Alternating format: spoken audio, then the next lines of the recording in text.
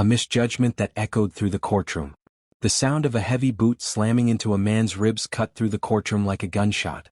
It was the kind of sound that made people flinch before they understood what they were hearing. Officer Brock Holloway stood over the handcuffed defendant, his face twisted in satisfaction, convinced he had just put a troublesome nobody back in his place. The man on the floor did not cry out. He did not beg. He did not even gasp. He simply looked up at Holloway with a steady, unreadable stare. His eyes were cold, calculating, and disturbingly calm. The kind of calm that didn't come from surrender but from control. For a brief moment the room seemed to change. Conversation stopped. The bored locals in the gallery leaned forward. Even the judge hesitated. It felt as if the temperature had dropped, as though something unseen had just entered the space. Holloway mistook the silence for fear. He believed he was the predator in the room, enforcing order with authority and muscle. What he didn't understand was that fear usually looked loud. It screamed, pleaded, or collapsed inward. This man did none of those things. The defendant remained still, breathing slow and measured, absorbing pain without reaction. That composure unsettled people far more than resistance ever could. It raised a question no one wanted to ask out loud. What kind of man takes a blow like that and responds with nothing? Holloway broke eye contact first. He stepped back, chest rising, adrenaline still pumping. The judge cleared his throat. The courtroom exhaled, unsure of what they had just witnessed, but instinctively aware that something was wrong. This was not how criminals behaved. This was not how drifters reacted when power was pressed down on them. This was restraint.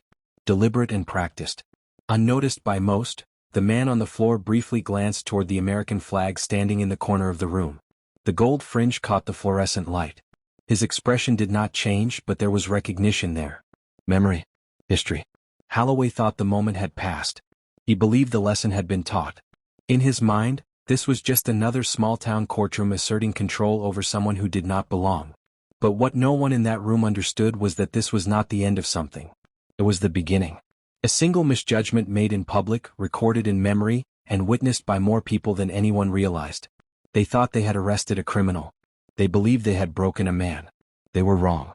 At that moment, the silence carried weight, the kind that settles before a storm. No one spoke, yet everyone felt it. Authority had overreached, and somewhere beyond that courthouse, unseen gears had already begun turning, slow at first, but unstoppable once set in motion. The reckoning would arrive later, quietly, methodically, and with consequences that no badge, title, or local power could ever contain. From this moment. Introduction of Marcus Sterling, quiet, disciplined, and misjudged. Marcus Sterling did not look like a man searching for trouble. In fact, trouble was the one thing he actively avoided now. At 34, he carried himself with a silence that felt deliberate, earned, and permanent. It was the kind of silence forged in places where noise meant danger and calm meant survival. He drove a matte black Ford F-150 down a two-lane Alabama highway, the afternoon heat pressing down like a weight. The faded sign welcoming visitors to Oak Haven promised hospitality and order, but Marcus felt none of it. To him the town didn't feel friendly. It felt watchful. Close. Like a place that decided who belonged before you ever stepped out of your vehicle. His hands rested lightly on the steering wheel, scarred and rough. Each mark told a story he no longer shared. Kandahar. The Horn of Africa. Places where decisions were made in seconds and mistakes cost lives. That life was behind him now, at least officially. He was on leave, driving cross-country to visit his sister in Florida, trying to exist quietly in a world that had moved on without him. Marcus wore no uniform. Just a worn gray t-shirt, faded jeans, and a baseball cap pulled low. To most people he looked ordinary. Maybe even forgettable. To the wrong kind of eyes, though, he looked like someone without protection. Someone easy to label. Easy to push. That was the problem. Years of discipline were etched into everything about him. His posture was relaxed but controlled. His awareness never switched off. He noticed the way cars slowed as they passed him, the way people stared just a second too long at stoplights. He didn't react. He never did. Marcus wasn't hiding who he was.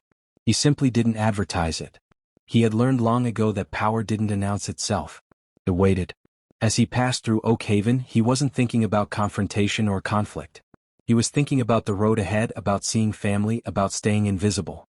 He had no idea that, in this town, invisibility could be mistaken for weakness. And weakness invited attention. What the people of Oak Haven didn't know was that Marcus Sterling had spent his entire adult life being trained not to escalate. Not to react emotionally. not to lose control when provoked. He had learned to endure insults, pressure, and pain without response, because restraint was often the difference between survival and catastrophe. That restraint would soon be tested. Before we continue, if you're finding this story intense or compelling so far, make sure you subscribe to the channel and leave a comment below. Let me know what you think about Marcus Sterling and whether you believe restraint is strength or vulnerability. Your support helps keep stories like this coming. Marcus drove on, unaware that a simple stretch of highway was about to become the dividing line between the life he was trying to live and the one he thought he had left behind. The calm before what came next was deceptive, almost peaceful, and like all calm moments before a storm, it would not last. A routine stop that was never routine. The flashing blue and red lights appeared in Marcus Sterling's rearview mirror without warning. He noticed them instantly, not with panic, but with a quiet resignation. He checked his speed. 45 and a 50. He checked his mirrors, his lane position, the road ahead. Nothing was out of place. Still, he eased the truck onto the gravel shoulder and brought it to a smooth stop. The engine clicked as it cooled. Marcus rolled down the window and placed both hands on top of the steering wheel, fingers spread, exactly as he had been trained. Calm. Visible. Non-threatening. The kind of posture that said he understood the rules and intended to follow them. In the side mirror, he saw the officer approaching. The man was large and heavy-set, his movements stiff and aggressive. His buzz cut looked like an imitation of military discipline rather than the real thing. His uniform strained at the seams, and one hand hovered near his holstered weapon as if he were already anticipating a problem. The nameplate on his chest read Holloway. License and registration. The officer barked before he even reached the window. "Good afternoon, officer," Marcus replied evenly. "They're in the glove box. I'm going to reach for them now." "I didn't ask for commentary," Holloway snapped. "Just hand over the ID." The tone was sharp, rehearsed, and familiar. Marcus recognized it instantly. This wasn't about traffic laws. This was about control. He moved slowly, deliberately, retrieving his wallet and handing over his Florida driver's license. Nothing more. No military identification. He wasn't here to impress anyone. He just wanted to pass through. Holloway studied the card like he expected it to lie. "You're a long way from Florida," he said. "Just passing through," Marcus answered.